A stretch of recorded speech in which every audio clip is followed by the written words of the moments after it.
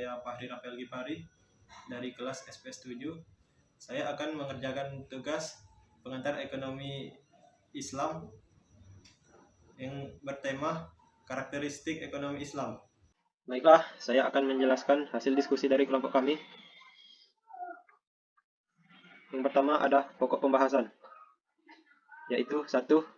Karakteristik ekonomi Islam, 2. Masalah pokok ekonomi Islam, 3. Tujuan ekonomi Islam, 4. Nilai-nilai ekonomi Islam, 5. Prinsip-prinsip ekonomi Islam, 6. Kebijakan dasar dalam ekonomi Islam, 7. Konsep kepemilikan dalam Islam. Latar belakang. Sebagian umat Islam menganggap sekularisme merupakan suatu paham atau ideologi yang dianggap menyesatkan karena agama tidak dapat mencampuri urusan duniawi.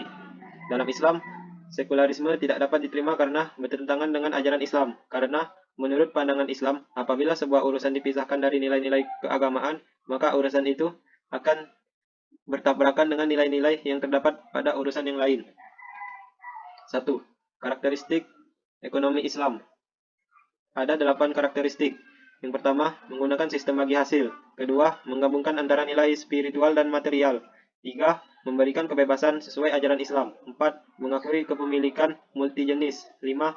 Terikat akidah syariah serta moral. 6. Menjaga keseimbangan rohani dan jasmani. 7. Memberikan ruang pada pemerintahan dan negara. Dan 8. Melarang praktik riba. 2. Masalah pokok ekonomi Islam. Permasalahan ekonomi dalam konsep Islam dan konvensional. Inti dari masalah ekonomi yang kita pahami selama ini adalah kebutuhan manusia yang tidak terbatas, sedangkan alat pemuas kebutuhan terbatas. Para ahli ekonomi konvensional menyebutnya sebagai masalah kelangkaan.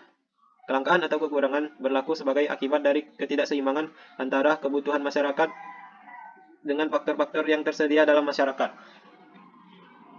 3. Tujuan ekonomi Islam. Ada 6 tujuan ekonomi Islam. Yang pertama, dilakukan agar manusia tidak melanggar. Kedua, mewujudkan perekonomian yang baik, mengesampingkan norma-norma Islam. Yang ketiga, diharapkan dapat membuat seseorang tetap berpegang teguh dengan syariat Islam meskipun sudah dihadapkan dengan hal yang berkaitan dengan uang. Keempat, menciptakan keadilan antar umat manusia. 5. Memberikan kesejahteraan sosial kepada seluruh lapisan masyarakat. 6. Menumbuhkan rasa persaudaraan antar umat karena tidak ada merugikan pihak lain. 4. Nilai-nilai dalam ekonomi Islam. Yang pertama, nilai dasar kepemilikan. Konsep kepemilikan dalam Islam berbeda dengan paham liberalisme dan kapitalisme. Kedua, nilai dasar keadilan. Nilai-nilai dalam ekonomi Islam, Plato mendefinisikan keadilan sebagai sebuah keutamaan yang paling tinggi dilihat dari kondisi yang wajarnya meniscayakan terhimpunnya makna-makna kebijaksanaan, keberanian, dan keterpeliharaan. Ketiga, nilai dasar keseimbangan. Keseimbangan merupakan nilai yang mempengaruhi berbagai aspek tingkah laku ekonomi seorang muslim. 4. Nilai dasar kebebasan. Dalam sistem ekonomi sosial tidak mengenal kebebasan individual karena segala sesuatunya diatur dan ditentukan oleh negara secara sentralitis. 5. Prinsip-prinsip ekonomi Islam.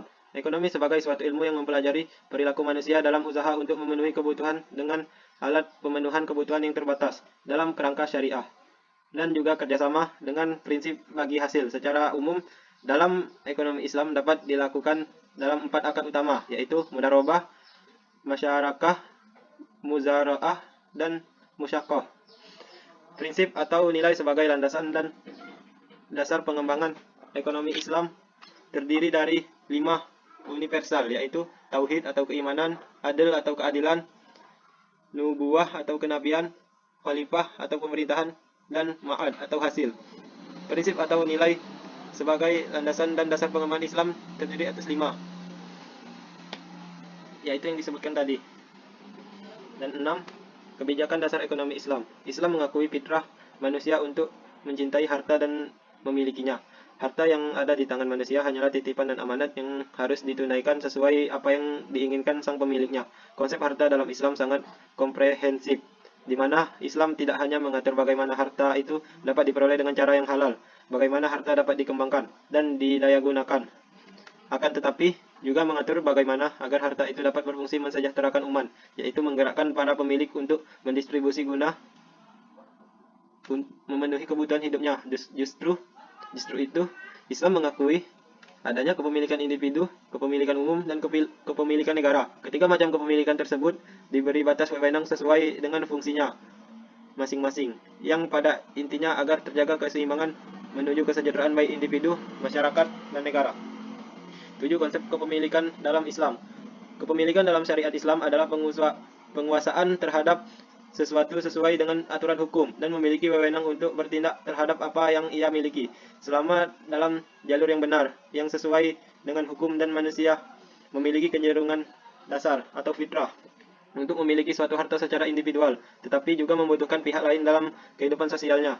Kapitalisme itu harta dikuasai penuh oleh manusia, sosialisme itu harta yang dikuasai oleh negara, sedangkan Islam segala harta apapun bentuknya adalah pemberian Allah, yang penggunaannya diatur menurut aturan-aturan Allah. Kepemilikan dalam Islam ada 4 macam, yaitu 1. Penguasaan terhadap barang-barang yang diperbolehkan, 2. Akad, 3. Penggantian, 4. Turunan sesuatu yang sulit dimiliki. Terima kasih, itulah materi yang hasil diskusi dari kelompok kami, yaitu kelompok 4. Wassalamualaikum warahmatullahi wabarakatuh.